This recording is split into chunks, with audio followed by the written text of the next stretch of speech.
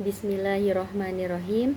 Assalamualaikum warahmatullahi wabarakatuh. Baiklah, izin memperkenalkan diri. Nama saya Suci Nabila, NIM 231270027. Di sini saya akan menjelaskan mata kuliah Sejarah Peradaban Islam yang berjudul Perkembangan Islam pada masa Dinasti Umayyah. Baiklah, latar belakang berdirinya dinasti Umayyah. Setelah kekhalifaan Ali bin Abi Thalib berakhir, kepemimpinan umat Islam dikendalikan oleh dinasti Umayyah. Nama dinasti ini diambil dari nama Umayyah bin Abdul Syams, kakek buyut Muawiyah bin Abi Sufyan, khalifah pertama dinasti ini. Umayyah adalah salah satu kabilah Quraisy yang berpengaruh pada zaman jahiliyah. Dinasti yang berpusat di Damaskus ini berkuasa kurang lebih 90 tahun dari tahun 41 sampai 123 Hijriah atau dari tahun 661 sampai 750 Masehi. Keluarga Umayyah memeluk Islam setelah Nabi membangun kekuatan di Madinah. Pada tahun 8 Hijriah, setelah masuk Islam mereka menunjukkan semangat juang yang tinggi terhadap perjuangan dakwah Nabi. Tidak hanya jiwa, tetapi juga harta benda mereka. Pada masa Khulafaur Rasyidin, Bani Umayyah juga menunjukkan semangat juang untuk Islam, seperti yang disebutkan pada pembahasan di atas. Pada akhir pemerintahan Ali bin Abi Thalib terjadi dualisme kepemimpinan di kalangan umat Islam. Setelah sang khalifah wafat, pendukungnya mengangkat Hasan bin Ali sebagai khalifah selanjutnya. Namun, Hasan lebih mementingkan persatuan perdamaian di kalangan umat Islam. Maka, ia menyerahkan kursi kekhalifahan kepada Muawiyah. Peristiwa tersebut dikenal dengan Tahun Persatuan yang disebut Am al-Jamaah. Selanjutnya, sumbangan pemerintahan dinasti Umayyah. Para khalifah dinasti Umayyah telah berhasil memperluas wilayah-wilayah Islam dari Timur Tengah ke Asia Tengah, Afrika Utara, Spanyol, dan India.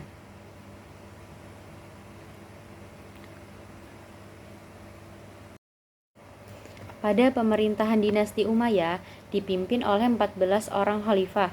Di antara para mereka yang banyak berperan dalam membangun pemerintahan Islam antara lain: yang pertama, Muawiyah bin Abi Sufyan; yang kedua, Abdul Malik bin Marwan; yang ketiga, Walid bin Abdul Malik; yang terakhir, Umar bin Abdul Aziz.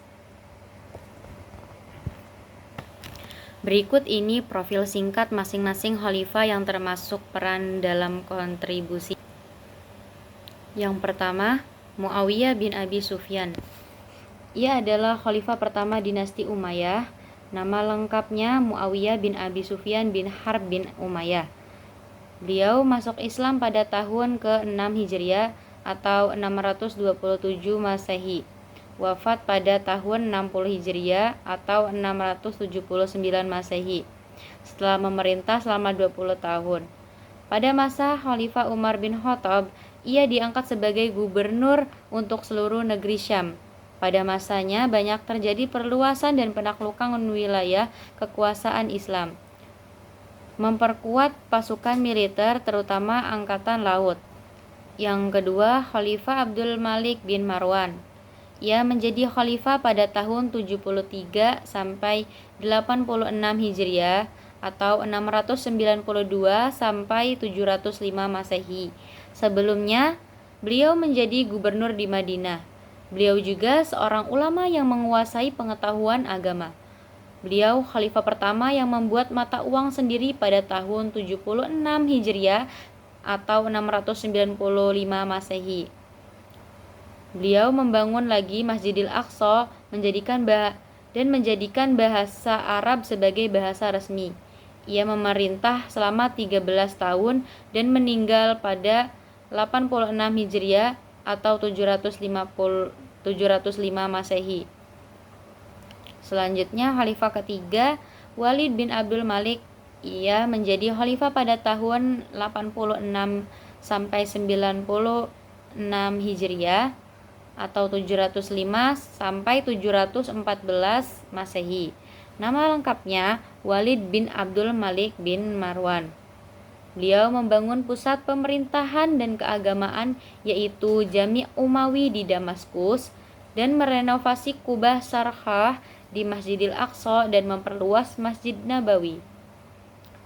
Terjadi penaklukan wilayah dan perluasan di kawasan timur seperti Maroko, Andalusia, dan Perancis.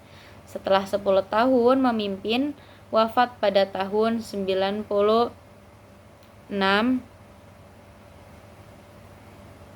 atau 714 Masehi.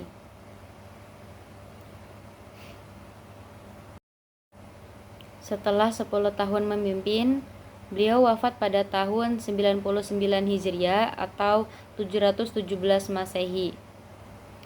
Yang terakhir, Khalifah Umar bin Abdul Aziz. Beliau adalah khalifah termasyhur karena keadilan, kebijaksanaan, dan kearifan.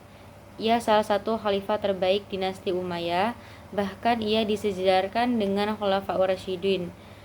Pada saat wafat bulan Rajab 101 Hijriah atau 719 Masehi setelah memerintah selama 25 tahun. Baiklah, kesimpulan dari saya, perkembangan Islam ditandai dengan meluasnya wilayah kekuasaan Islam dan berdirinya bangunan-bangunan seperti pusat dakwah Islam. Kemajuan Islam pada masa ini meliputi bidang politik, keagamaan, ekonomi, ilmu bangunan atau arsitektur, sosial, dan bidang militer. Baiklah, cukup sekian dari saya. Kurang lebihnya mohon maaf. Billahi taufiq wal hidayah. Wassalamualaikum warahmatullahi wabarakatuh.